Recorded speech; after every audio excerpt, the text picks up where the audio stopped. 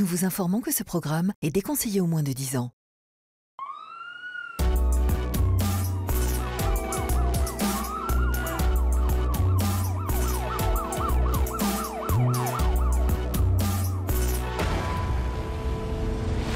Bonsoir et bienvenue sur le plateau d'Urgence, votre rendez-vous du dimanche soir sur Énergie 12. Je vous propose chaque dimanche de partir à la découverte des services d'urgence. Et ce soir, nous allons plonger dans le quotidien sans répit des urgentistes de l'hôpital du Mans. Un reportage inédit avec beaucoup de larmes, d'espoir, mais aussi avec son lot de tragédies contre lesquelles se battent infirmiers et médecins. Et je voudrais d'ores et déjà vous préciser que les images de ce soir sont très fortes, car un véritable drame s'est déroulé sous les caméras de nos équipes. Voici le sommaire de ce numéro d'Urgence.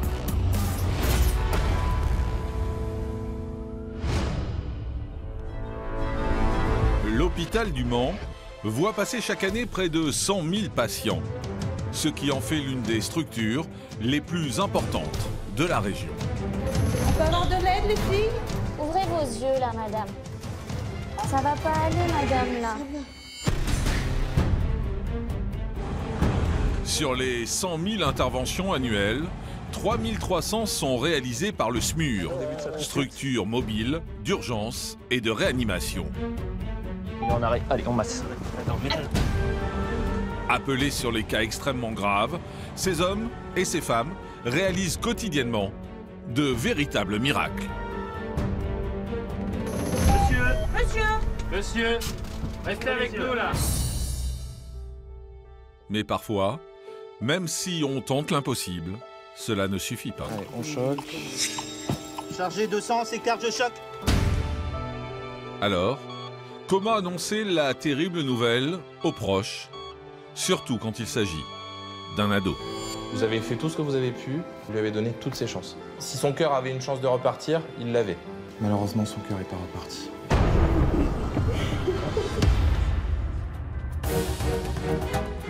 À 160 km de là, en Normandie, d'autres hommes et femmes en uniforme sont constamment sur le qui-vive. Ce sont les 26 agents de la police municipale d'Évreux.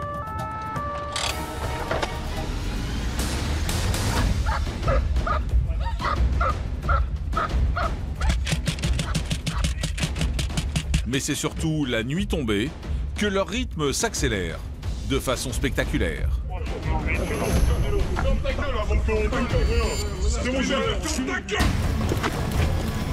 Nous avons suivi la brigade canine lors d'une interpellation d'une rare violence.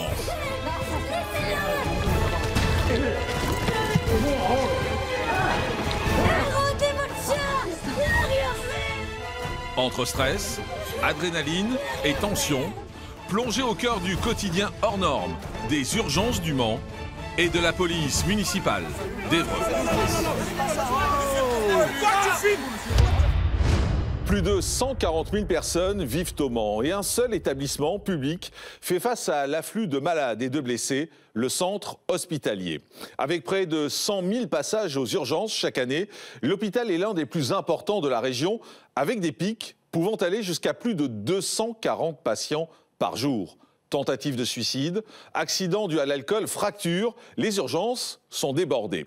Parallèlement au service d'urgence, il y a le SMUR. Cette structure mobile intervient essentiellement sur les cas très graves. Vous allez voir que ces hommes et ces femmes en blouse blanche sont parfois confrontés à la mort. Et quand elle touche les jeunes, c'est encore plus dur. Alors, il faut trouver le courage d'accepter de repartir de nouveau. C'est donc une immersion exceptionnelle et forte en émotions que vous allez suivre. Urgence au Mans, la course contre la mort. C'est un document signé Nicolas Lebert.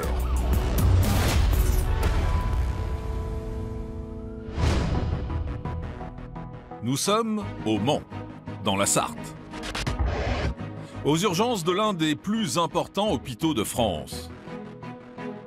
Ici, chaque année, on comptabilise près de 100 000 passages, dont 3 300 interventions au SMUR, la structure mobile d'urgence et de réanimation.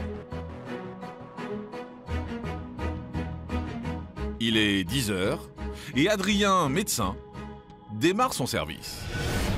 Bonjour madame, le médecin du SAMU. Alors vous êtes madame? C'est ici qu'on centralise le fameux 15. À la moindre urgence dans la région, l'appel arrive dans ce centre. Est-ce qu'il bouge bien ses bras et ses jambes? Et la dernière chimio, c'était quand? Il n'y a pas de flexion possible. Ce qu'il faut là madame, c'est qu'il va falloir qu'on l'emmène vers une structure d'urgence. Je vous laisse raccrocher madame? D'accord, et puis on envoie du secours pour qu'il soit vu vers les urgences, ok? Et justement, ce matin, Adrien le médecin, Marielle l'infirmière anesthésiste et Thomas l'ambulancier doivent partir sur un cas très grave. Donc là on part sur un patient de 50 ans qui est à son domicile, qui a présenté brutalement une grosse douleur dans la poitrine et des grosses difficultés respiratoires. Il faut qu'on aille faire le point sur cette difficulté respiratoire et cette douleur dans la poitrine qui est quand même préoccupante. Ce patient a tous les signes d'un problème cardiaque. Il risque à tout moment de faire un arrêt cardio-respiratoire. C'est une urgence vitale. Ils l'ont mis dans le camion. Ah mais laisse. Sur place, les pompiers sont déjà là. La victime, sous oxygène, a visiblement du mal à respirer, mais semble consciente. Monsieur, dame, bonjour. Bonjour. Bonjour. Vous avez mal où là, monsieur? Au ventre? La poitrine vous fait pas mal? Depuis maintenant. D'accord. C'est depuis quand tout ça? Ce matin? Ok, on va vous changer le brancard, monsieur. 75. Non, tu vas. Afin d'examiner le patient et lui apporter les soins nécessaires, Adrien décide de le transférer vers l'ambulance. Monsieur, vous m'entendez là?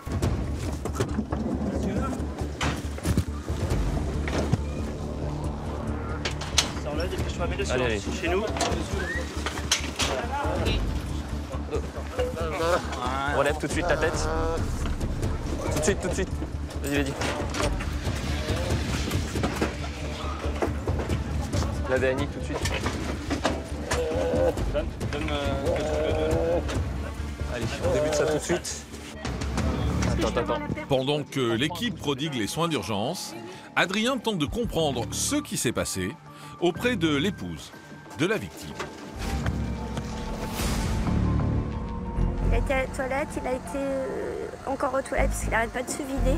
Depuis que je suis revenue, il est censé être besoin d'aller aux toilettes. Il a beaucoup de diarrhée, c'est ça? Ouais, beaucoup de diarrhée, il n'arrive pas à respirer. Depuis quand? Depuis ce matin, il n'arrivait pas à respirer. C'est pas la première fois qu'il fume beaucoup. Mais ça, c'était hier soir et c'est un gros fumeur. Il a d'autres soucis de santé? Il a fait du diabète. Je vais retourner le voir, là. C'était important de savoir pour moi ce qui se passait. Je vous laisse attendre à l'intérieur de la maison. Je pense que ce sera mieux pour vous. Et puis, je reviens vous voir pour vous donner des nouvelles très vite. Adrien rejoint l'équipe. Mais dans l'ambulance, l'état du patient s'aggrave. Attends, stop, on analyse. Stimule-le, Thomas, s'il te plaît. Monsieur, restez avec nous là. Voilà, allez, restez avec nous là, c'est bien. Allez monsieur, on reste avec nous. Malgré les efforts de l'équipe, l'homme a de plus en plus de mal à répondre aux sollicitations. Prends un pouls en fémoral. Non, pas de pouls. J'ai pas de pouls. Il est en arrêt. Allez, on masse. La victime est en arrêt cardiaque. Stop, les gars, vous allez masser. Ça, je vais masser, je crois. Allez, tu me prépares. Donne-moi le cardiopompe, s'il te plaît, sur le côté. Ah, c'est parce que j'ai pas de pincée. Non, c'est pas choquable. Ok, on remasse. On remasse tout de suite et tu me balances 1 mg d'adré. Tu fais 30 et toi, tu fais 2 d'insufflation. On va l'intuber.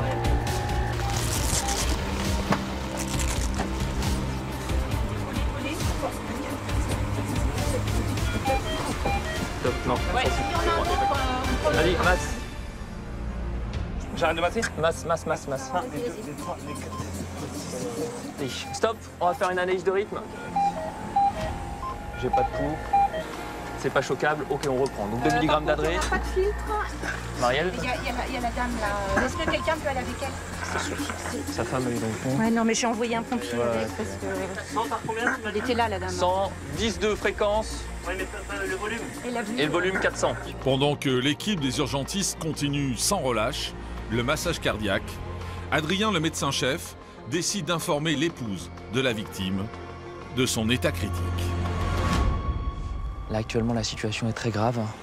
Ce qui se passe, c'est que votre mari, il est actuellement dans un état d'arrêt cardiaque. Le cœur ne fonctionne plus. C'est pour ça qu'on s'est précipité sur lui et qu'on lui a fait les manœuvres de réanimation. D'accord, c'est très grave. Son pronostic vital est engagé, bien sûr. Malheureusement, je suis obligé de vous le dire. On est en train d'essayer de faire ce qu'il faut pour essayer de faire repartir le cœur. L'équipe du SAMU est en train de tenter l'impossible pour réanimer la victime. Mais elle sait que chaque minute qui passe peut lui être fatale.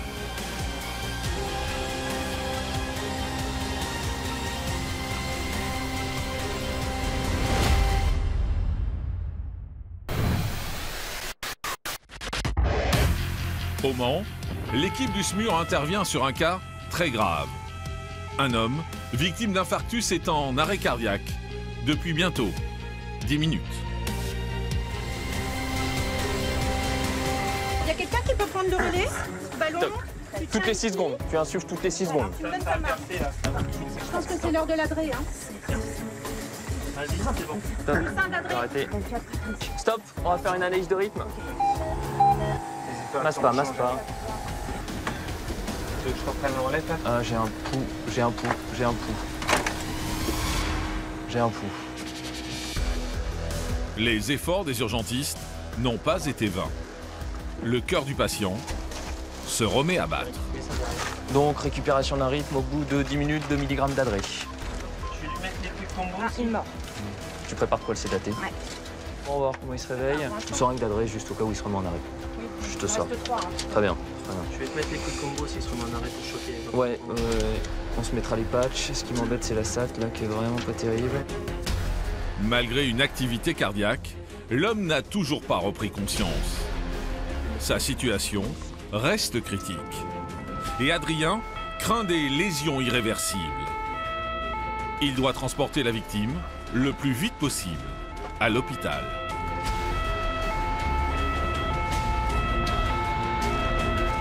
Notre travail, c'est de gérer l'urgence, donc faire les gestes de réanimation immédiats qui ne peuvent pas être différés, et ensuite d'essayer de transporter le malade dans les meilleures conditions.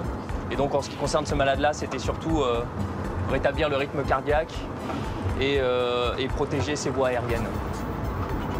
Et faire le diagnostic aussi d'infarctus pour qu'il puisse aller en salle de coronarographie, parce que c'est vraiment ça qui va permettre qui va participer à son pronostic.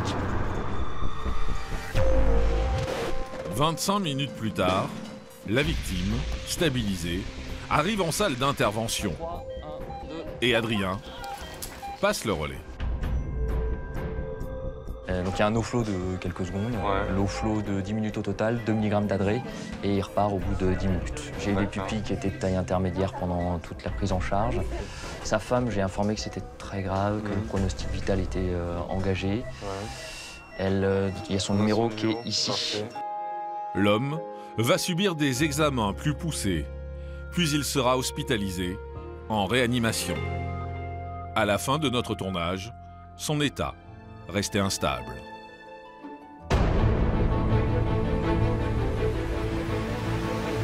La nuit tombe sur l'hôpital du Mans. Passé 20 heures, les médecins de ville sont tous fermés. Alors les urgences débordent, comme ce soir-là.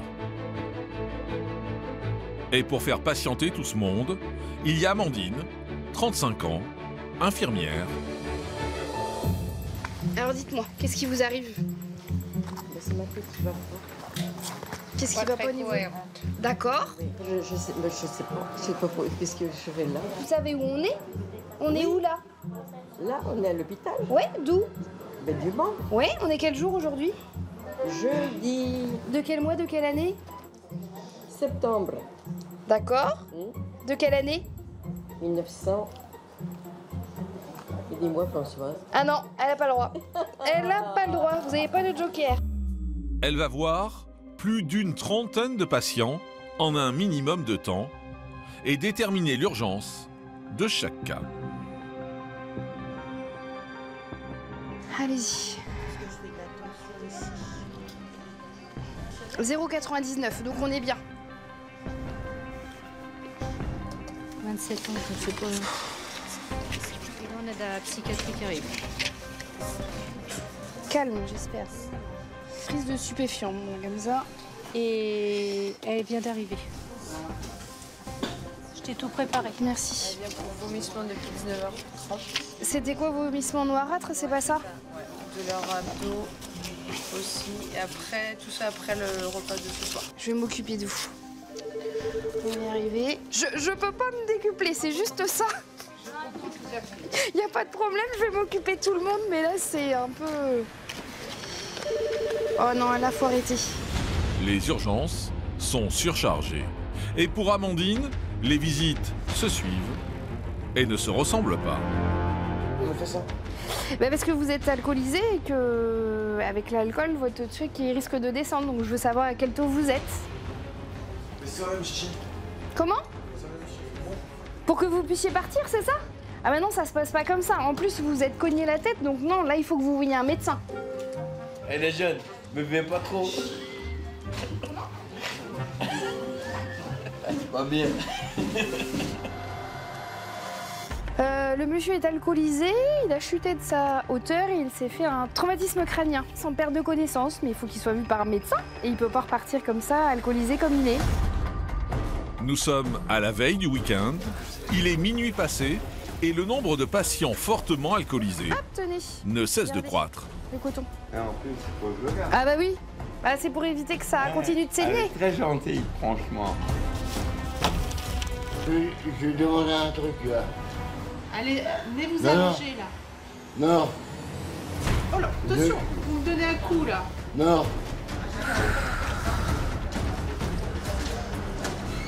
C'est régulièrement qu'il y a des patients alcoolisés qu'on reçoit, que ce soit les week-ends ou en semaine. Moi, je vais le dire, je suis alcoolisé. Pour ce soir. Excusez-moi, je suis bandé. Mais il n'y a pas de problème, monsieur. Mais je sais que madame, elle est là pour recevoir les personnes qui sont alcoolisées. Et Mais on reçoit tout le monde, il n'y a pas de problème, vous savez. c'est un truc qui est bien. C'est ça qui est cool. Mais la consommation excessive d'alcool peut entraîner des conséquences beaucoup plus graves. Il est 1h du matin quand cet homme est amené aux urgences. Sous l'emprise de l'alcool, il vient de subir un grave accident de la route. Là, monsieur, votre douleur, si vous deviez l'évaluer entre 0 et 10, 0, aucune douleur, 10, la pire douleur que vous puissiez imaginer. Sur 10, entre 0 et 10. Ouais, et au niveau de la jambe? La jambe. Non, mais c'est sûr qu'elle est toute simple. D'accord. Je vais essayer de tirer un peu. Catherine, 41 ans, médecin, procède au premier bilan. Est-ce que tu veux qu'on en C'est un peu mieux là, ouais, c'est un peu mieux là, ou au moins son... Respirez, hein.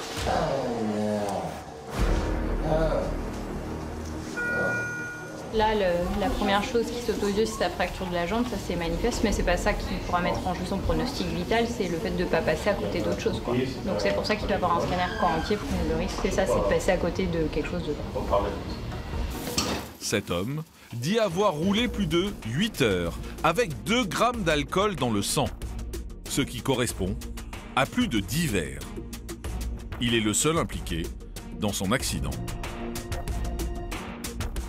Le monsieur n'a eu qu'une radio de la jambe, ce qu'on voit pas au scanner.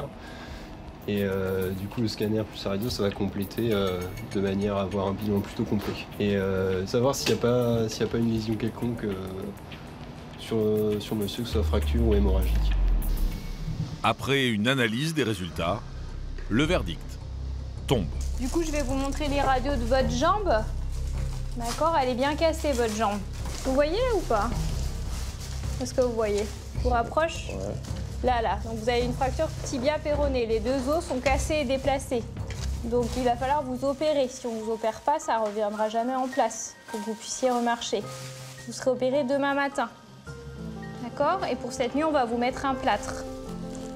Pas de lésion interne pour l'homme, mais une double fracture. Et surtout, une fois les effets de l'alcool évaporés, un terrible sentiment de culpabilité. Et du coup, vous vouliez qu'on appelle quelqu'un de votre famille ou pas? Non, Va bien falloir qu'on prévienne votre dame quand même. Vous êtes sûr? Vous voulez pas que je l'appelle? Non. Elle doit être inquiète, vous deviez rentrer ce soir. Bah, elle doit être hyper inquiète. Donc je reste là tout le week-end? Oui. Comment c'est ça? Vous avez tué personne.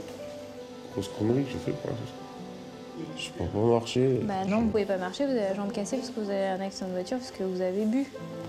Ouais, c'est comme ça. Il faut lui dire à votre dame. J'ai la honte. Finalement, le patient parviendra à trouver les mots justes pour dire la vérité à son épouse. Et il sera opéré le lendemain.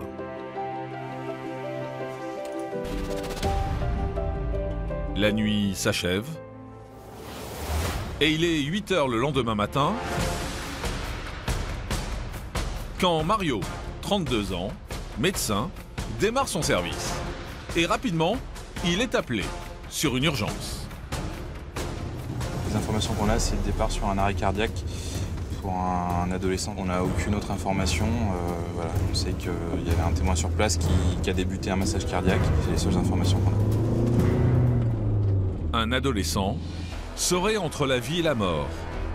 L'équipe doit se dépêcher pour se rendre sur les lieux. Alors, que vont-ils trouver sur place? Allez, on choque. Chargé de sang, c'est carge de choc. Ces urgentistes sont loin de se douter qu'ils vont être confrontés à l'une des plus terribles interventions de leur carrière. C'est ce qu'on appelle un arrêt cardiaque. Si dans une demi-heure, son cœur il est toujours pas reparti, malheureusement, il y a de très fortes chances pour qu'il ne reparte jamais.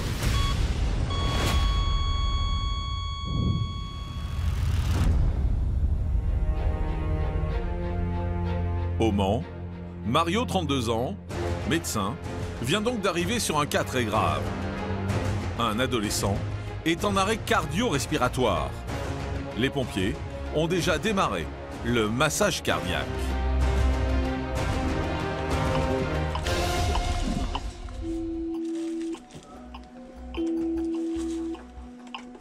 On comptera 10 secondes à partir du moment où je te le dis. On en est à combien là d'adresse? Je fais mon 3e milligramme. Ouais. Arrête-toi, arrête de masser. Allez, on choque. Chargé de sang, c'est carge de choc. Allez, on reprend le massage. Vous faites une ligne de massage, toujours un derrière lui. Pendant que les secouristes tentent de réanimer l'adolescent, Mario essaie de comprendre auprès de la famille ce qui s'est passé. Il est tombé dans le coup. Ouais. Au début, je crois qu'il rigolait. Alors j'ai pris, et c'est là que ça n'allait pas du tout. D'accord, ok. Après, j'ai attaqué là. Ouais, vous avez massé d'emblée. D'accord, très très bien, c'est ce qu'il faut. Bon, là, comme vous avez compris, le cœur s'est arrêté. D'accord? Voilà, il fait ce qu'on appelle un arrêt cardiaque. On ne sait pas pour l'instant la cause de ce qui se passe. Si dans une demi-heure, son cœur il est toujours pas reparti, malheureusement, il y a de très fortes chances pour qu'il ne reparte jamais. Le jeune garçon s'est effondré alors qu'il faisait du sport. Son pronostic vital est engagé. Et désormais, les secouristes ne disposent plus que de 30 minutes pour le sauver. C'est carge de choc.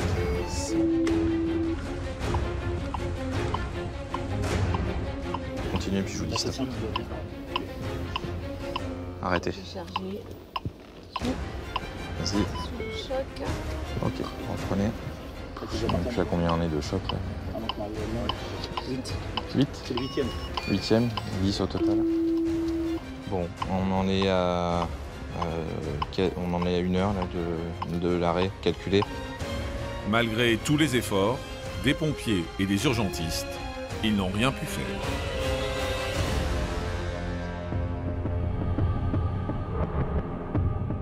Comme je vous ai expliqué, là, au bout de quasiment 1 heure où son cerveau reçoit beaucoup moins de sang, même si son cœur repart, il se réveillerait probablement jamais.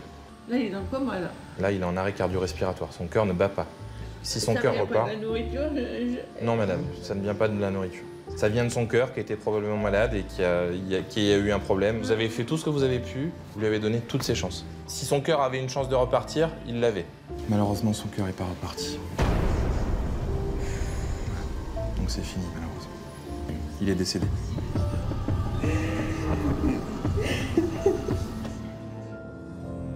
Les urgentistes du SMUR sont régulièrement confrontés à la mort.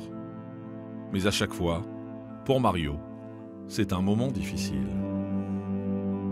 J'ai 4 ans d'expérience et c'est le 2e arrêt chez un enfant que je fais en 4 ans. Donc oui, c'est sûr pas anodin. On n'a pas d'autre choix dans cette profession que de blinder, mais ça nous affecte, oui, forcément. D'autant plus quand il a cet âge-là. Mario repart, mais cette intervention reste gravée à jamais en lui.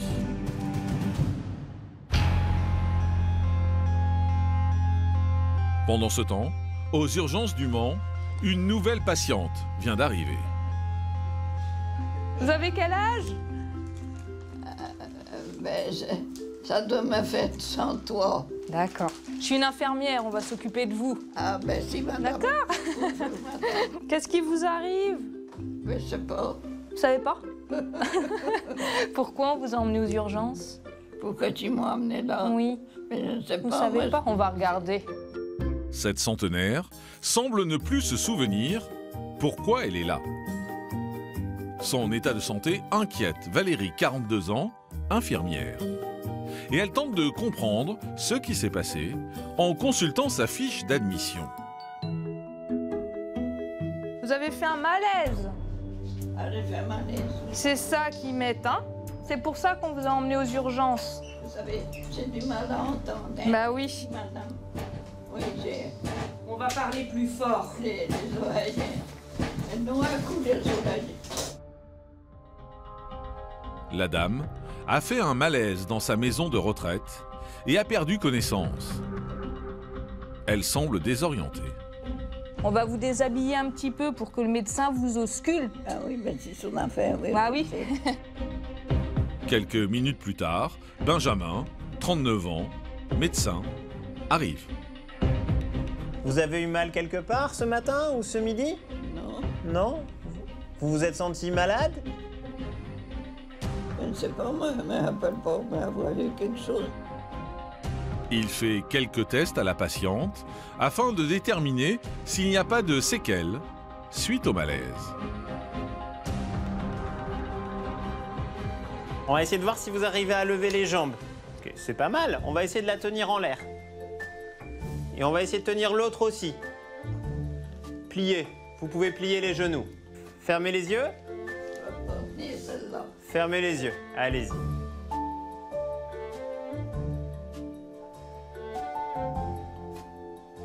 Bah c'est pas mal.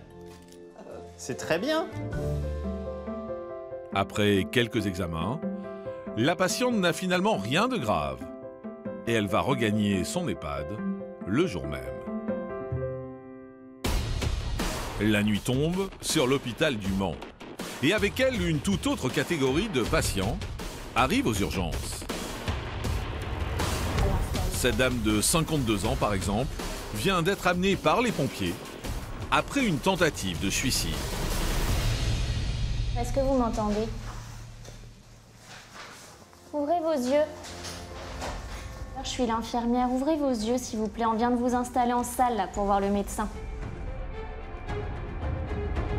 Elle a avalé un cocktail qui aurait pu lui être fatal d'une quinzaine de comprimés mélangés à l'alcool.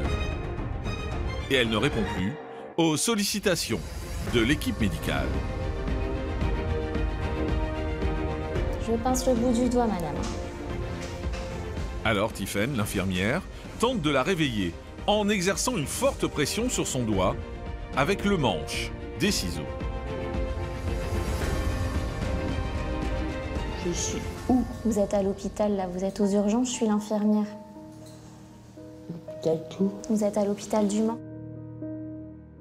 Et son état est très préoccupant. Gilles, 30 ans, médecin, vient faire le point avec la patiente. Bonjour. Excusez-moi, docteur Jérémy, je suis un médecin des urgences. Ça va? Enchanté. Enchanté. Ça va? C'est vous qui avez appelé le 15, madame? Ouais. Pourquoi vous avez appelé le 15? Parce que je me sentais mal. J'ai perdu mon chien, un cancer. Ah. Vous venez de le perdre? Je vais le perdre. C'est la raison pour laquelle vous avez pris les médicaments? Ouais. Non, parce que je ne sais pas comment faire. Vous avez des personnes avec qui en parler? Non. Non. J'ai pas de famille ici. Vous habitez tout seul? Oui. Et vous faites quoi dans la vie, madame? Je vois que vous avez 52 ans. J'ai travaillé 14 ans dans mon entreprise. Et puis ça a été racheté par d'autres patrons et ils m'ont viré. L'accumulation des soucis du quotidien a conduit cette femme à vouloir mettre fin à sa vie. Le médecin décide de la garder en observation. Je rentre. Vous avez appelé, je pense que vous avez besoin certainement d'un soutien moral. C'est un appel au secours ce que vous faites là. Et vous avez consommé de l'alcool aussi, je pense qu'on va vous garder, en tout cas pour la nuit, pour éliminer l'alcool et revoir un médecin demain matin. À tout à l'heure, madame.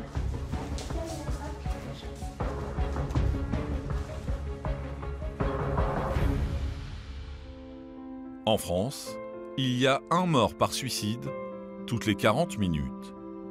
Et pour Tiffaine, ce type de patient n'est pas un cas isolé.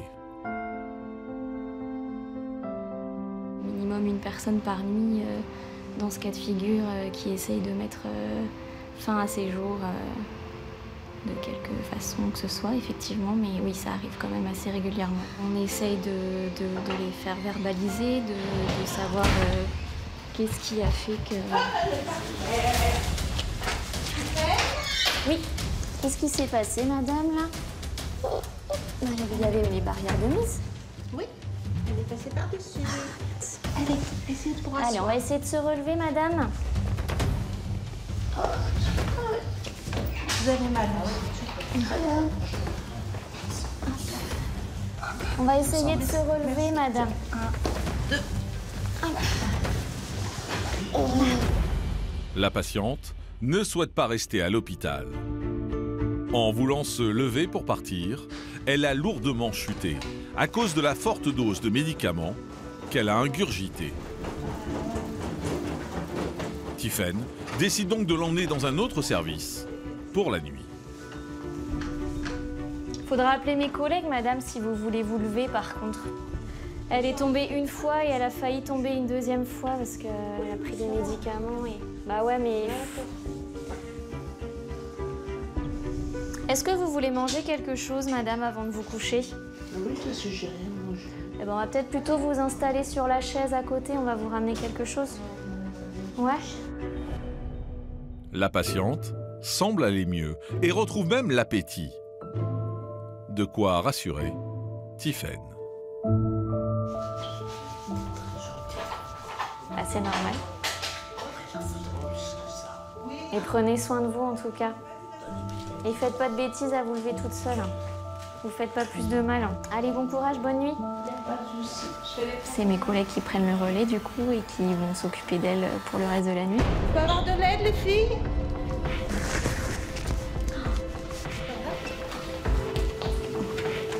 La dame a chuté une nouvelle fois. Ouais, là, va falloir faire quelque chose, là. Ouvrez vos yeux, là, madame. Ça va pas aller, madame, là. Non, ça va pas aller, là. Vous appelez quand vous voulez vous lever, surtout. Non, mais je pense que ça va pas le faire, les filles. Ça fait 2 fois, là, ouais. C'est pas l'alcool. Non, mais c'est les médicaments, madame, que vous avez pris. On vous a dit de pas vous lever, là. Là, vous vous mettez en danger, madame. On va pas avoir d'autre choix que de finir par vous attacher pour pas que vous tombiez. D'accord, bah, je peux t'attacher. Ben oui, mais dans ce cas... Ouais, mais madame, on vous a expliqué 2 fois déjà. Attention à la table derrière. Vous allez finir par vous faire mal. J'ai plus de force. Mais oui, mais justement, c'est pour ça qu'on vous garde pour la nuit. Il faut nous appeler pour qu'on puisse vous accompagner. La patiente passera finalement la nuit à l'hôpital et verra le lendemain une équipe de psychiatres.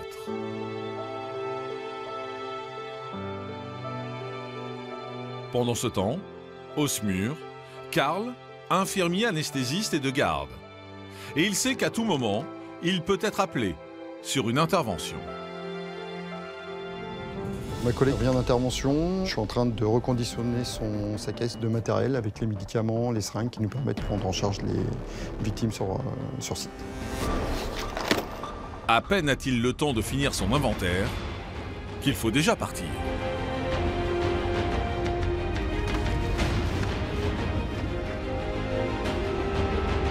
Alors nous avons pris départ sur une intervention sur le Mans pour un homme de 46 ans qui fait une douleur thoracique, donc une douleur dans la poitrine. Donc on va aller explorer ses dires en faisant un électrocardiogramme.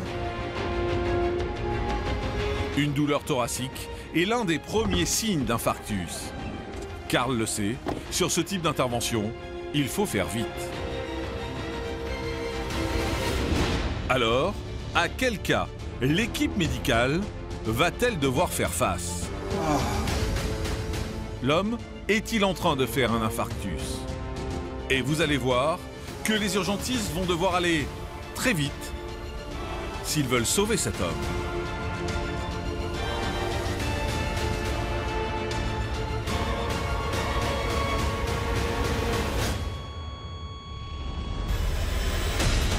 Retour au Mans. Cette nuit, l'équipe du SMUR est mobilisée sur un cas grave. Bonjour monsieur, je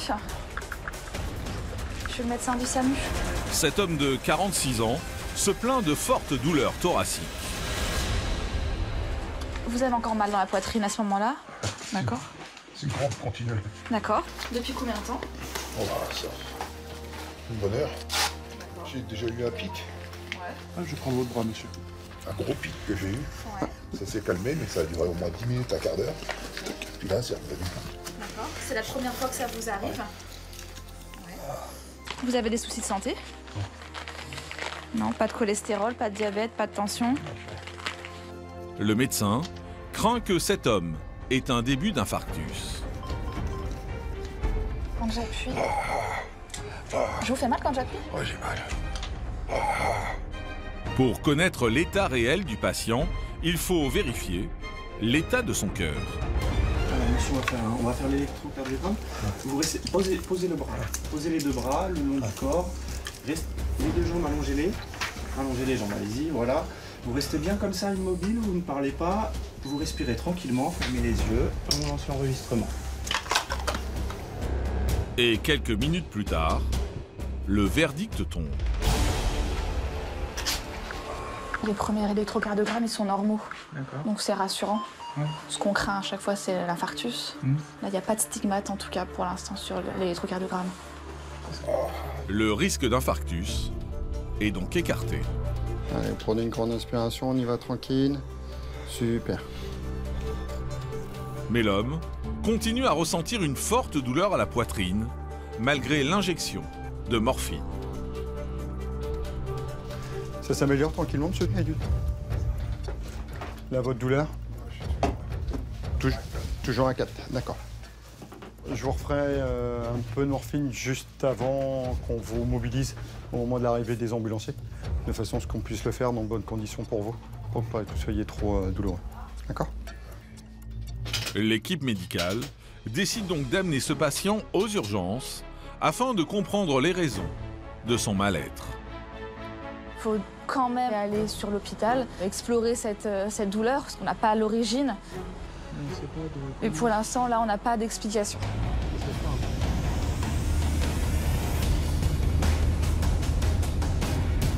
Moins de 15 minutes plus tard, l'homme est à l'hôpital et il est pris tout de suite en charge par l'équipe des urgences. Bonjour monsieur. Bonjour. Je suis un des médecins de garde. Je regardais un petit peu votre dossier du coup. En auscultant le patient, l'attention de Chloé, la médecin, est attirée sur la jambe gauche du patient qui semble gonfler et présente des rougeurs importantes. La rougeur, vous diriez que ça s'est étendu depuis ce matin, là? Ouais, parce que c'est ma femme et ma fille qui les regardent et c'est elles qui me disent parce que je vois pas trop, moi. Vous voyez pas trop, vous avez pas essayé de mettre un peu de marqueur pour voir... Non. Vous sentez bien, là, quand je touche? Ouais. Ouais. De l'autre côté, c'est pareil? Non, là, ça fait mal. Ça vous fait mal?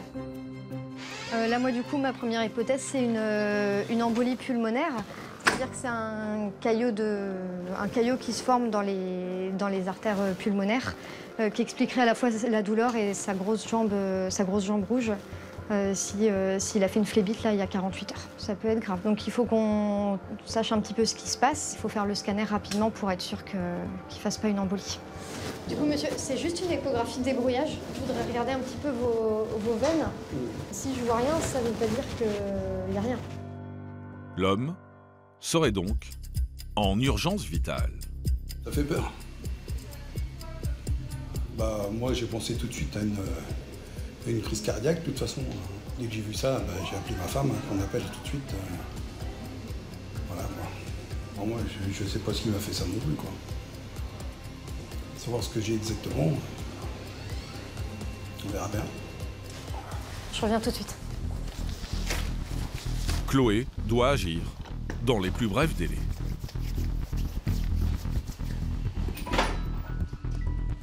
Je vous appelle parce que j'aurais besoin d'un enjeu scanner thoracique pour un monsieur de 46 ans. On peut l'amener d'ici combien de temps? Tout de suite. Super, merci. Au revoir. Tout de suite, merci. Très angoissé, le patient part au scanner. C'est les deux bras au-dessus de la tête, ça va aller? Parfait. Pas de gêne pour respirer ni quoi que ce soit. Dans quelques minutes, il va peut-être enfin avoir la réponse à ses inquiétudes. Essaye de contraster. Bien massif. Pas massif en tout Vous êtes la femme de monsieur. J'ai les résultats de votre scanner, monsieur. Donc c'est pas une embolie pulmonaire. Bah, tant mieux. C'est pas un caillot de sang qui s'est mis dans vos artères. Je pense que, vu votre jambe, il fallait vérifier quand même. Du coup, l'autre hypothèse, c'est que ce soit une artère du cœur qui se bouche. Donc là, il y a le cardiologue qui va descendre vous voir. Il va passer vous voir. Ce n'est donc pas une embolie pulmonaire, mais il est loin d'être tiré d'affaire. On s'oriente plutôt vers un syndrome coronarien aigu, donc c'est-à-dire une artère du cœur qui est en train de se boucher probablement. Donc il va être hospitalisé en cardiologie pour bilan sur les prochains jours et surveillance rapprochée, puisque c'est une pathologie qui est assez sérieuse. Ces jours pourraient être en danger s'il fait une complication. Actuellement, il est stable, néanmoins il faut le surveiller de près, surtout dans les prochaines heures. Finalement, après de multiples examens, le cœur du patient n'aurait rien. En fait, ce serait un virus contracté à la jambe qui aurait provoqué son état.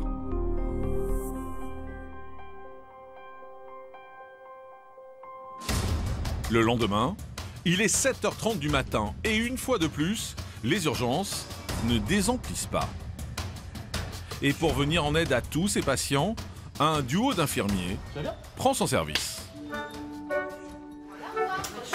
Mesdames. Salut, moi. Allez. Il s'agit d'Aurélien, 33 ans, et de Manon, 26 ans, fraîchement diplômée. Je vais faire la bio au 7 en attendant. Au 8, ok?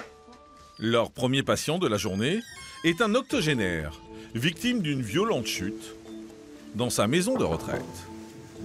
Monsieur, alors vous faites juste la prise de sang, on vous fait passer un examen pour votre tête parce que vous êtes tombé fort là cette nuit, d'accord?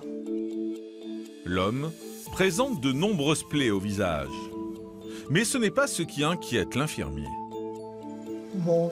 Hein? Voilà. Votre frère? Qu'est-ce qu'il y a avec votre frère? Invité. Invité? Mon frère. Invité votre frère? Et je sais pas où il est votre frère. Là vous êtes à l'hôpital monsieur, hein? D'accord?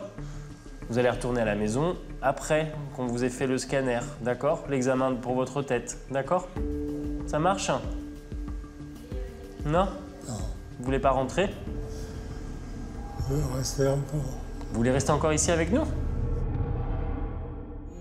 Le vieil homme semble totalement désorienté et il tient des propos incohérents.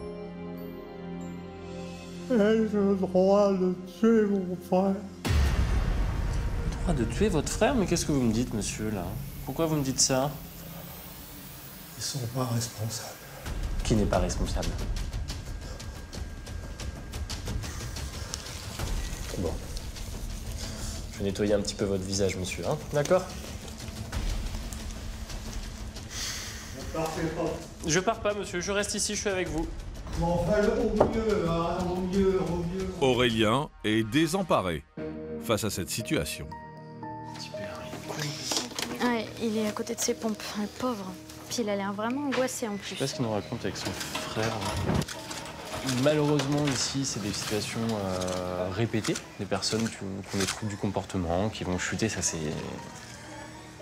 On va presque dire un fonds de commerce chez nous ici. La difficulté, c'est de rentrer en contact. En fait, c'est qu'on a l'impression... Si là, on avait une insatisfaction, c'est l'insatisfaction de ne pas trouver les outils pour aider la personne. Il est dans un lieu qu'il ne connaît pas, il n'a pas dormi de la nuit, il est douloureux. Il y a plein de facteurs qui font qu'il n'est pas serein, quoi.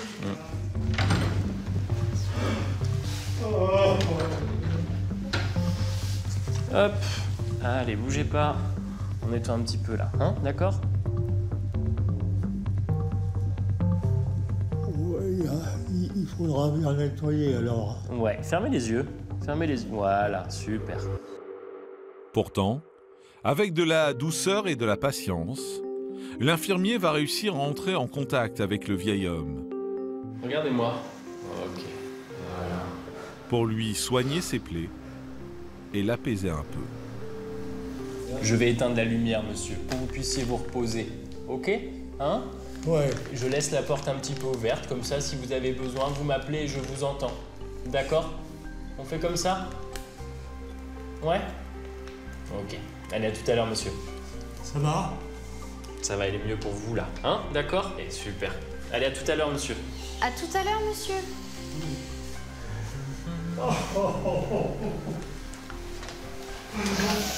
Pourquoi tuer les bons merde? Allez, reposez-vous un petit peu, monsieur. Hein? Profitez de ce temps-là pour vous reposer. Ok? À tout à l'heure. L'octogénaire va aller faire un scanner et repartira ensuite dans sa maison de retraite, quelques heures plus tard.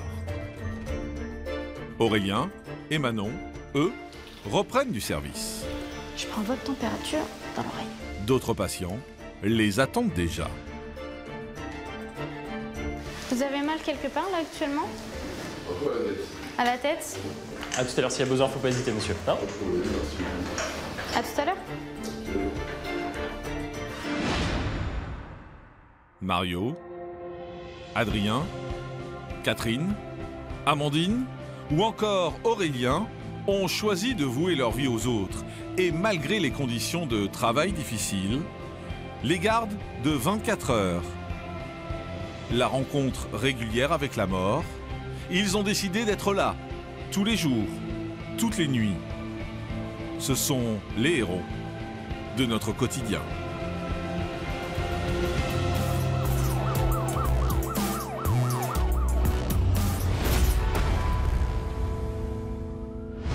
Après Le Mans et ses reportages bouleversants, je vous propose de partir à Évreux. C'est l'une des principales villes de Normandie. Mais si sa taille et sa réputation n'en font pas une zone particulièrement sensible, les chiffres, eux, laissent entrevoir une réalité bien différente. En effet, Évreux détient le record du nombre de coups et blessures volontaires par habitant. Un chiffre qui a d'ailleurs explosé dans tout le département ces 20 dernières années. Pour faire face à cette nouvelle délinquance toujours plus violente, la ville s'est dotée d'une police municipale de 26 agents. Et depuis 2016, les policiers d'Évreux sont armés. Ils disposent également d'une brigade canine. Grâce à nos caméras embarquées, vous allez partager le rythme à 1000 à l'heure de ces policiers. Et nous allons en particulier suivre une patrouille dans le quartier de la Madeleine. Souvenez-vous, ce quartier est devenu tristement célèbre en novembre 2005 lors de violentes émeutes. Évreux, police sous tension, c'est une immersion signée Sylvain Grolot.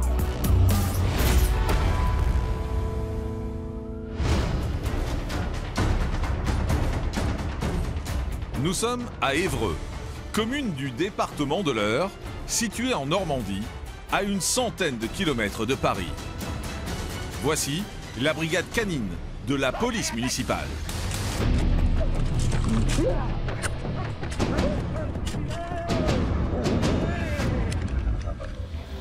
Ça c'est bien la fifi. Ouais. Au pied ma belle. C'est bien ma belle. C'est bien ma fifi.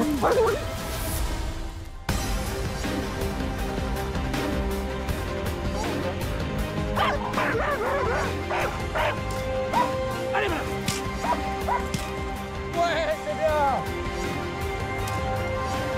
Halte. Dissuasive et répressive, la cynophile est une brigade entraînée pour intervenir lors de situations à risque, comme des bagarres sur la voie publique. On est régi sous la légitime défense, on ne peut pas faire non plus n'importe quoi. Ça veut dire qu'il faut que ça soit proportionnel à l'attaque que va nous faire l'individu. Ça nous laisse le moyen, si par exemple l'individu vient à main nue ou peut-être avec un bâton, on a toujours la possibilité d'utiliser le chien.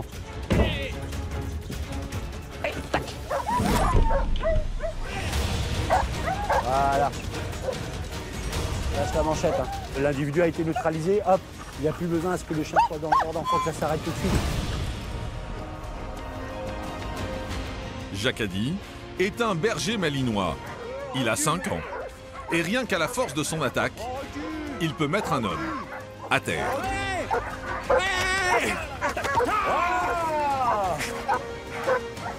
Il est muni d'une muselière en métal. Sa frappe équivaut au coup de poing d'un boxeur. Hey, dégage!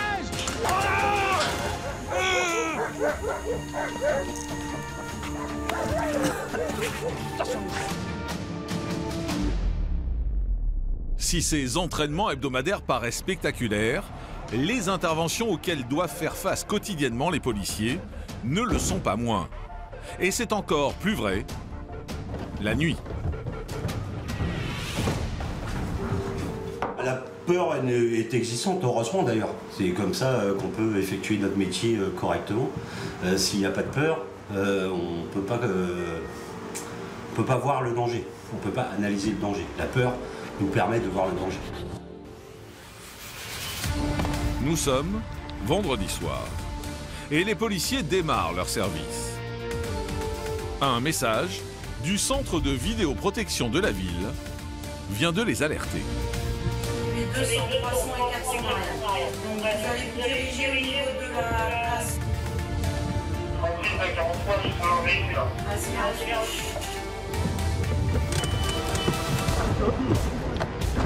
Près des bars de la ville, les esprits commencent à s'échauffer. La brigade canine arrive sur place.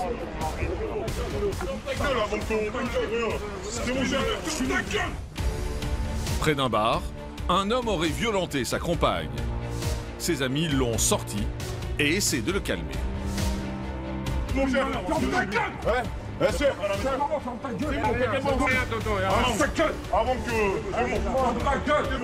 Laisse-le! Chef, c'est bon, chef. Désolé. Le groupe d'individus semble très virulent et en voyant notre caméra, il décide de s'en prendre à notre équipe. Pourquoi tu filmes ça? C'est nous qui filmons. C'est nous qui filmons. Je sais pas. Tu filmes pourquoi toi? Tu filmes pourquoi toi? C'est nous qui filmons. Pourquoi lui? C'est pas ça. Tu filmes, monsieur. Enlève ta soeur.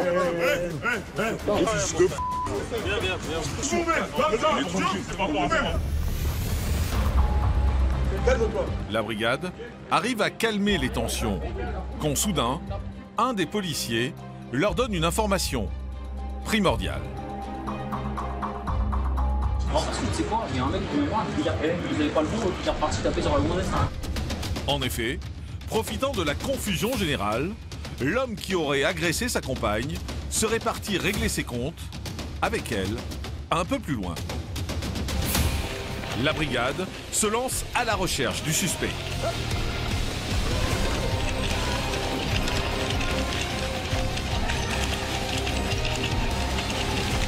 Il faut faire vite. Arrête-toi! Non, madame! Arrêtez! Non, laissez-le! Il n'a rien fait! C'est bon, rentre! Hé, retenez votre chien! Retenez votre chien!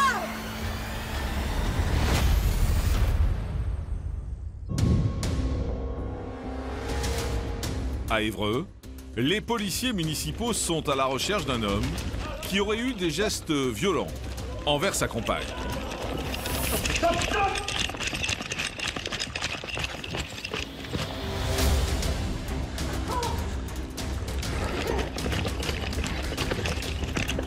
Mais l'agresseur présumé arrive à semer la brigade et la police municipale sort les grands moyens.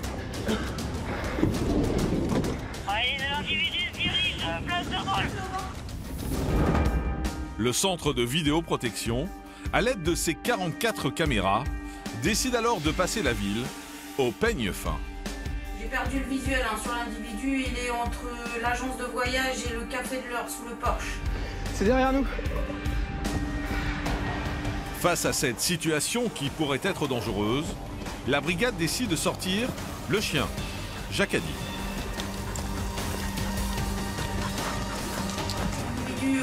Qui prend la direction rue de l'Horloge, place de Gaulle. Après une dizaine de minutes de recherche, l'homme est repéré. Retourne-toi. Retourne-toi. Retourne-toi. C'est quoi, monsieur? Non, vous reculez, madame. Vous reculez. Non, laissez-le. Laissez-le, il n'a rien fait. Il n'a rien fait. Il n'a rien fait. Il n'a rien fait. Et après, il T'as dit au sol. Moi, je fais comme ça. Ta deuxième main. Tu bouges plus. Bouge plus. Ta deuxième main. Mais malgré le flagrant délit, devant plusieurs témoins, la jeune femme préfère nier les faits. Il n'a rien fait. Il est en train de frapper. Non, il frappait pas. Non, il frappait pas. Il n'a rien fait. Stop, ça suffit. Il n'a rien fait. Pourquoi vous le menotez? Pourquoi vous le menotez? Parce qu'il a été interpellé. Il m'a rien fait. fait. Ça devient une affaire de police. Non. L'homme interpellé paraît calme. Mais soudain, il s'en prend au chien. Ah là-bas, elle va monter. Elle va monter. Le chien riposte. Calme-toi, mais non. Tu arrêtes ça, mais non. Tout de suite. Un petit peu. Il ne va rien lui faire. Il se rebelle pas, là, il fait rien. Regardez, Madame, il fait rien. ça suffit. Il fait rien. Reprenez vos esprits. Je l'avais... Vous pouvez pas. Allez au commissariat de police si vous le souhaitez. De toute façon, c'est là qu'on va l'emmener. Emmenez-moi. Je peux pas vous emmener avec lui.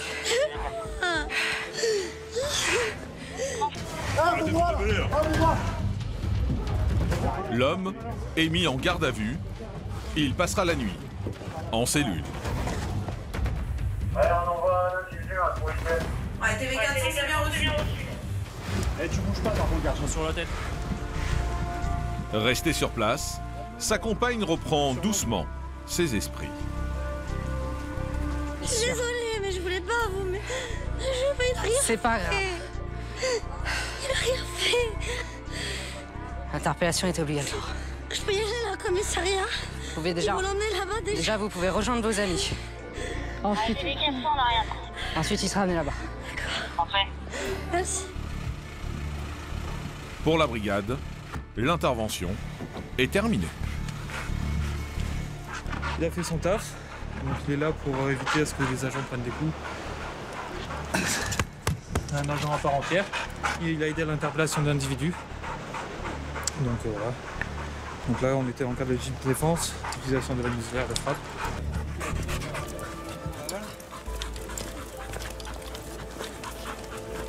Oui, bonsoir, c'est l'APM. Donc je vous signale que mes agents ont fait une interpellation. Donc là, ils font le transport et vous le ramènent.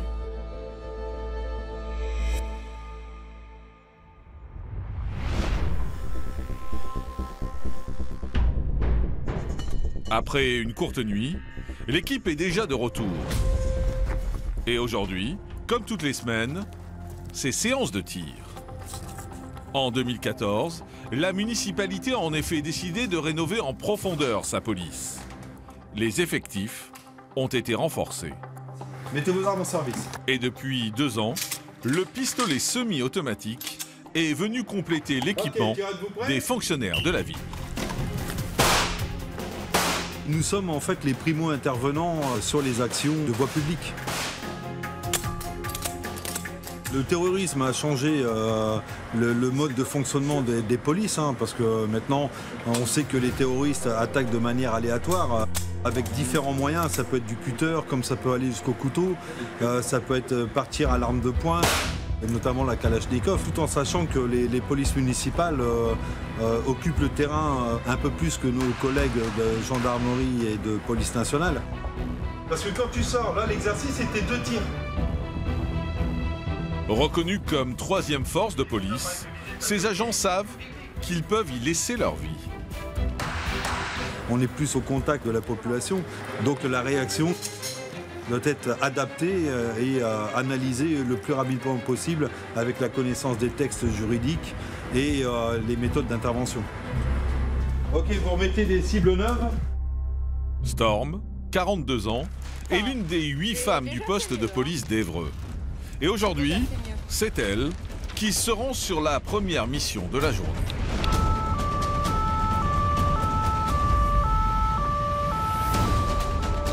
Là, on a été appelé par le commissariat. Apparemment, il y a une rixe au niveau d'un bar.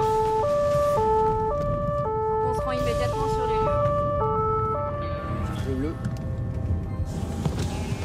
Bonjour, vous avez pas vu une bagarre là éventuellement? Non, pas du tout. Ok, merci. Quand les agents de police arrivent sur les lieux, il n'y a plus personne.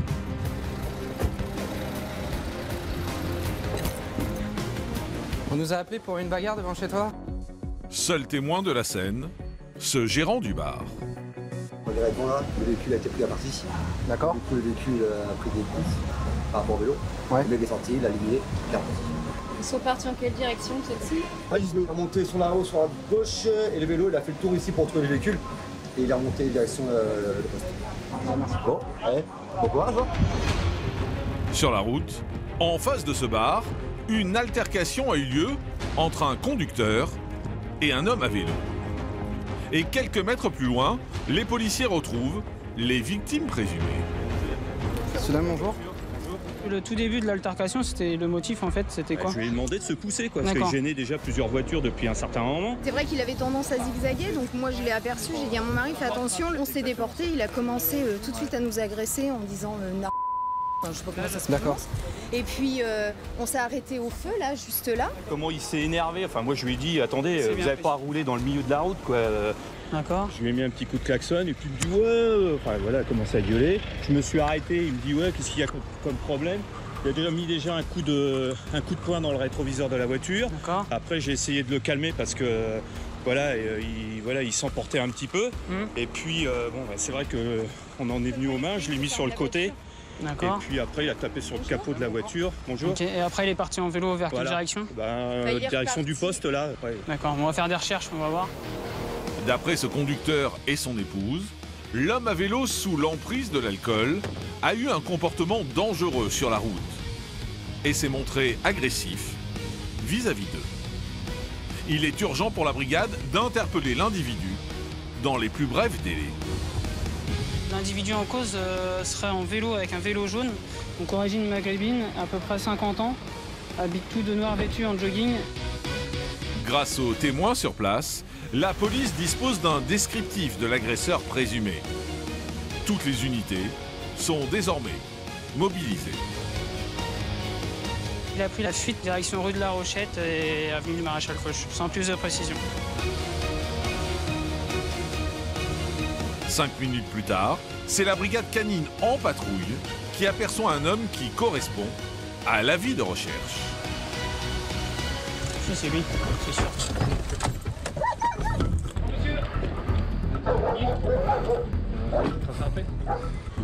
Vous avez eu une altercation, monsieur, au niveau du cinéma, avec un individu, apparemment. Quand? Là, juste, il y a... C'est votre vélo, ça, de toute façon, monsieur, hein? Ouais. Ouais, d'accord, c'est ça. C'est bien vous, alors, monsieur? Oui, alors. D'accord. Vous allez nous accompagner? Vous allez nous accompagner? Non, vous n'allez pas nous suivre, monsieur. Vous venez ici? Ah ouais? Voilà, monsieur. Ça vous va? Oui, pas de problème. D'accord. Pour la police, il n'y a pas de doute. Il s'agit bien de l'agresseur présumé. C'est sûr. Eh oh, oui, elle est trop serrée là, je dis là. Oh. Arrêtez de bouger. Ne pas bouger. Il est immédiatement conduit au poste. L'homme est déjà connu pour outrage et rébellion envers les agents de police. Il était déjà connu de notre service. Et là, sur le parking bar, il commençait déjà encore à ennuyer d'autres personnes. Donc là, on met fin et on le présente à l'officier de police judiciaire. Mais le retour au poste est de courte durée. Départ patrouille TV200, 3 fonctionnaires à bord. Alpha 44, Alpha 56 et Alpha 14. Storm et ses coéquipiers repartent en intervention. On fait une petite tournée des véhicules dits ventouses, donc c'est tout ce qui est stationnement abusif sur la commune. Et on procédera à des mises en fourrière dans la matinée.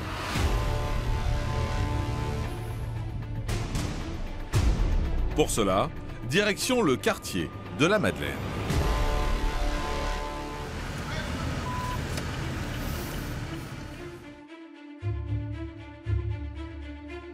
Ce quartier est devenu tristement célèbre en 2005.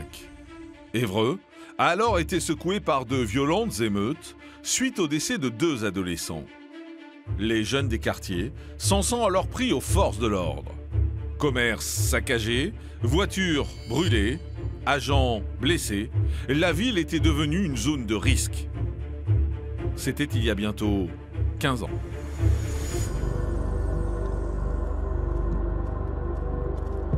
Ah, c'est bon, elle n'a pas bougé. Là, on s'aperçoit que le stationnement est abusif depuis plus de 7 jours, le véhicule ayant un pneu crevé et le propriétaire n'habitant pas dans la région, on va procéder à l'enlèvement de ce véhicule. Aujourd'hui, le calme est revenu, mais même un banal enlèvement de voiture peut vite dégénérer.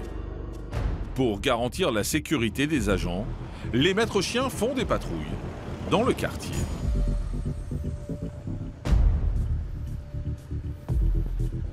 Là, actuellement, on a des collègues qui sont en train d'effectuer un enlèvement sur un véhicule ventouse. Nous, l'intérêt, c'est de ce qu'on appelle faire le satellite. C'est de se mettre en dynamique autour de l'intervention des collègues pour pouvoir les sécuriser et, si besoin, d'intervenir. Puis ça nous permet aussi de jeter un petit coup d'œil dans le quartier pour voir s'il n'y a pas de regroupement qui pourrait s'opposer à l'enlèvement. Cette fois, l'enlèvement s'est déroulé sans encombre. Mais au moment de quitter le quartier, les policiers reçoivent une alerte du centre de vidéoprotection. Une des 44 caméras de la ville a repéré une infraction qui pourrait avoir de lourdes conséquences.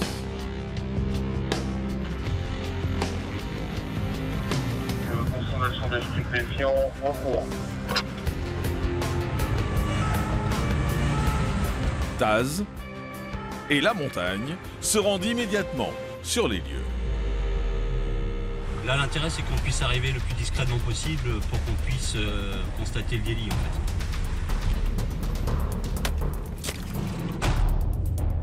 fait. Sur place, ils découvrent un groupe de jeunes du quartier.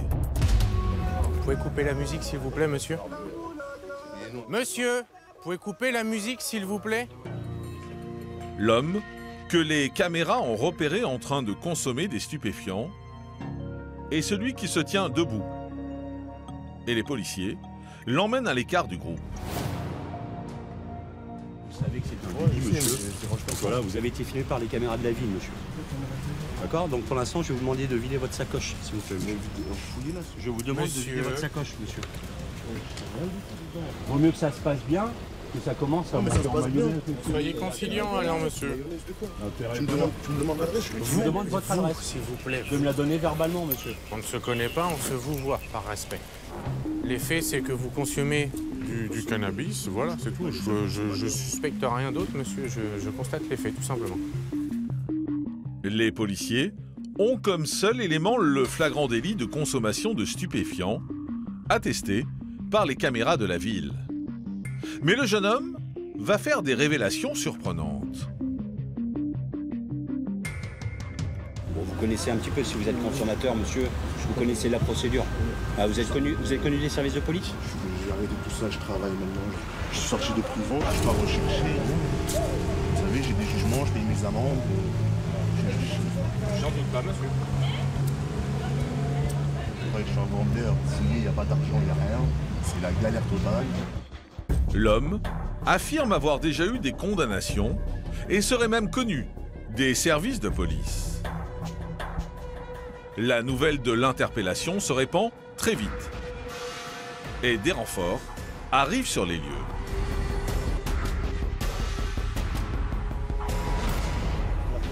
Affirmatif pour l'identité, arrivée de TV200. Je vais faire les transactions. Parce que là, je viens d'avoir l'avis de l'officier judiciaire. Ouais. Il souhaite vous voir. Okay. Hein, je pense que c'est juste en fait pour vous positionner sur la consommation du joint sur la voie publique. Donc là, ce que je vais faire, on va juste prendre votre sacoche en attendant. Que je vais garder et à l'issue, mon collègue va vous effectuer une palpation de sécurité pour que vous puissiez monter dans le véhicule.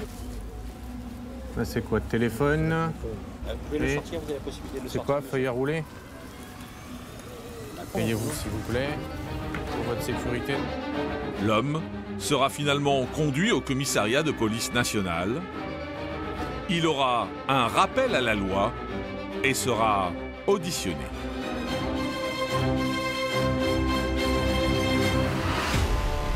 Mais au commissariat de la ville, les caméras ne cessent de tourner. TV 200 et 300 d'Ariane, vous allez vous rendre immédiatement rue Jean Jaurès suite à une rixe en cours. C'est l'agent Storm qui prend la mission avec ses coéquipiers.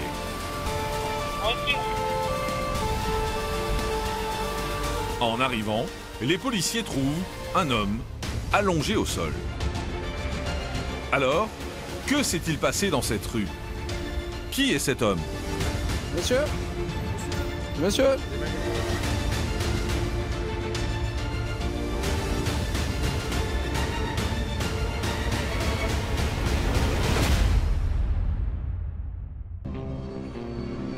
Retour à Évreux, où une rixe vient d'éclater en plein centre-ville. Les policiers qui arrivent sur place découvrent un homme à terre. Après ma famille, elle va avoir mes points, on va les tuer. Un par un, un par un. Je ne peux pas faire ça. Je ne peux pas faire ça. Je suis gentil. Là, on est près de vous, calmez-vous. J'ai venu à la vie, je vais casser des bouches à du temps là. Ça sert à rien. Pourquoi? Pourquoi ils font ça à moi? Alors que j'ai rien à personne. Ce SDF aurait été victime d'une agression perpétrée par d'autres SDF. Il souffre d'une importante plaie à la jambe. Si son état ne semble pas critique, il est sous le choc.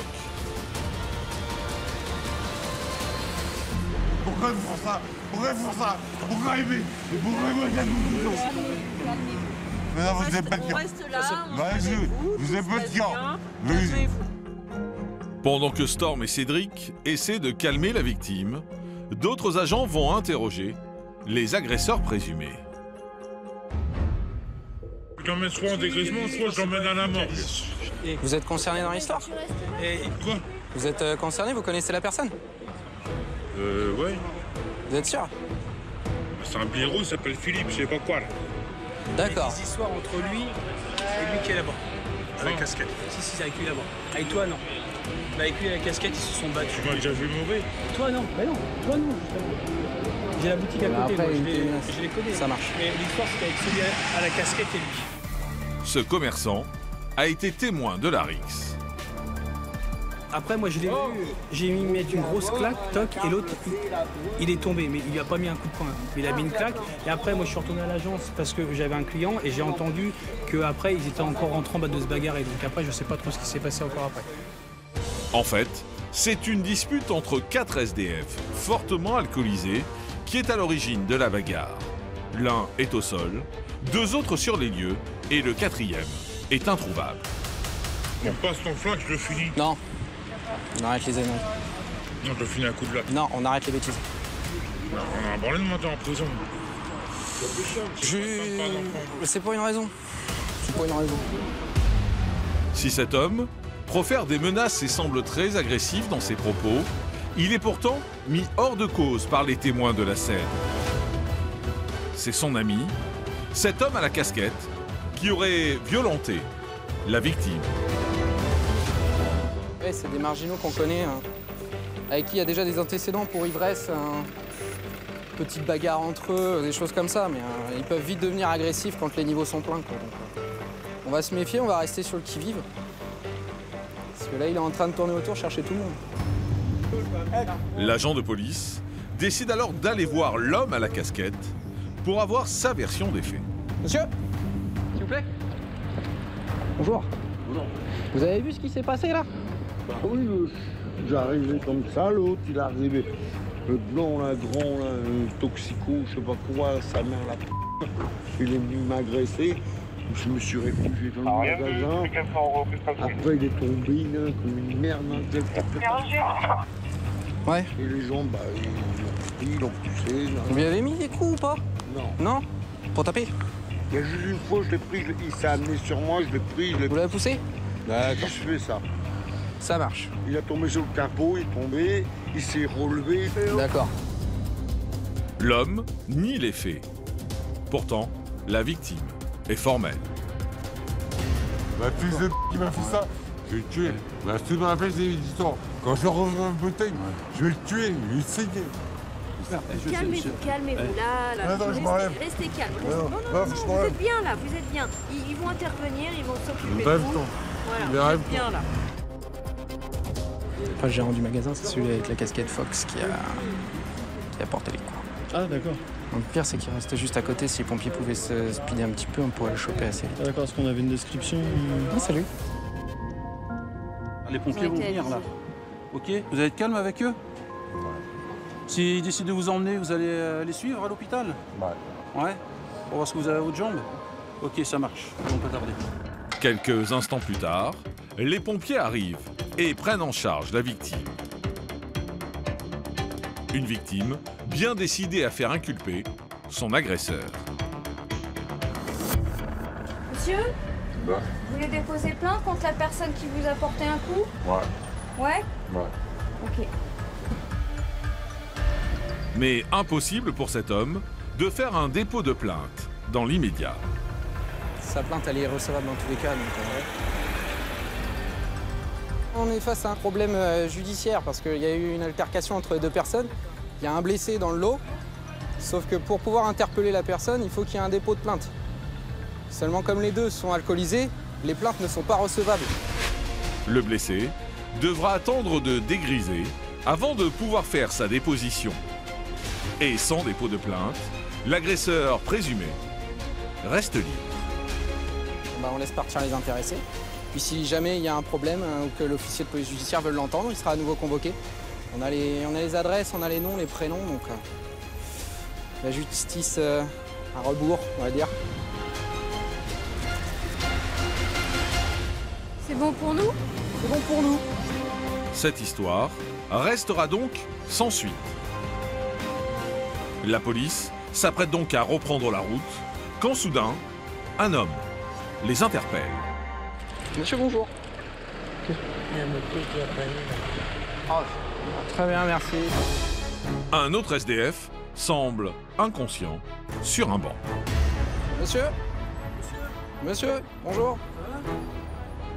Pouvez-vous redresser? Monsieur? C'est le 4e SDF qui a participé à la bagarre. Est-ce que vous comprenez ce que je dis? Je crois qu'il est mort, là. Il est foutu. Monsieur, c'est les pompiers là, monsieur. Qu'est-ce qui se passe là? Vous avez consommé de l'alcool aussi, monsieur? Monsieur vu de ce qu'il y a là, ouais, il y en a un peu. Est-ce que vous m'entendez? Est-ce que vous comprenez ce que je dis?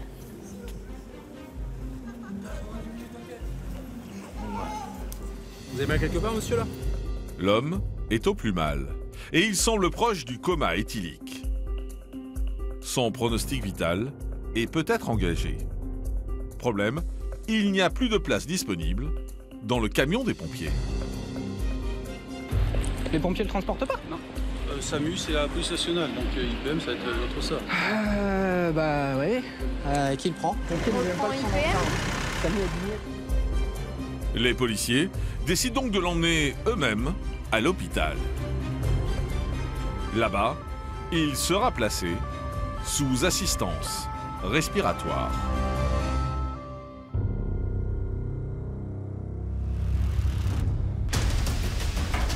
À la tombée de la nuit, les week-ends, c'est surtout l'alcool qui fait des ravages.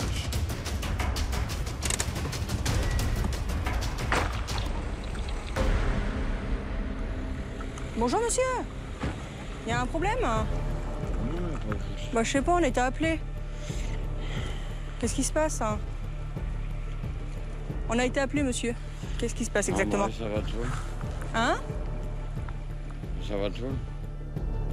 Cet homme a consommé beaucoup d'alcool et a voulu rentrer chez lui.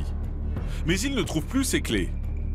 Alors, il a réveillé tout le quartier, comme le confirme son voisin, témoin de la scène. Voilà, ce soir il est rentré, complètement pété. Il a commencé à gueuler. Bon, après, on n'a pas répondu. Oui, j'imagine bien. De toute façon, ça sert à rien, ça envenime que les choses.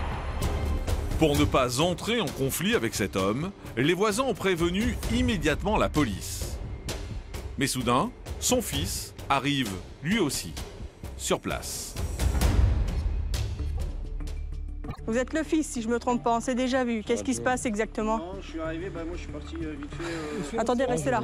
Je suis parti vite fait sur le dernière, après je suis revenu, du coup... Restez là, restez là. Restez là. Normal, ça va toi. Et du coup, il n'avait pas ses clés, du coup, bah là, je sais pas où est-ce qu'il sait pas où est-ce qu'il a mis ses clés. Donc du coup, je vais le ramener sur Cogé ce soir. D'accord, mais apparemment on a été appelé et monsieur embêterait le voisinage. Vous embêtez le voisinage. Bah, ça va toi. Monsieur, donc là on va discuter. Non. C'est Soit vous l'emmenez tout de suite, on s'arrête là. Soit vous l'emmenez. Soit on l'emmène au commissariat et puis il va passer la nuit. Soit on l'emmène tout de suite. Parce que si on a rappelé, on a été appelé 2 fois. Mais viens, je t'emmène à Là, vous n'avez pas les clés, donc vous pouvez pas rentrer chez vous, monsieur. Vous êtes avec votre fils Vous ou pas? suivez votre fils. Bon, d'accord. Allez-y. Sinon c'est le commissariat tout de suite. Ouais, mais ça va toi, j'ai vu. Allez-y monsieur. Allez-y, reculez, allez-y. Oui, oui, avancez donc. Oui, oui, avancez donc, avancez donc. L'homme sera finalement pris en charge par son fils, chez qui il passera la nuit. Taz, Pekele, La Montagne, Jeff, Storm ou encore le chien Jacadi continueront à braver tous les dangers pour préserver la tranquillité de la population. Ils sont les anges gardiens de la ville d'Évreux. Voilà donc pour cette immersion exceptionnelle, mais restez avec nous car la soirée n'est pas terminée. Dans un instant, je vous invite à découvrir un nouveau numéro exceptionnel de votre magazine Urgence. A tout de suite sur Énergie 12.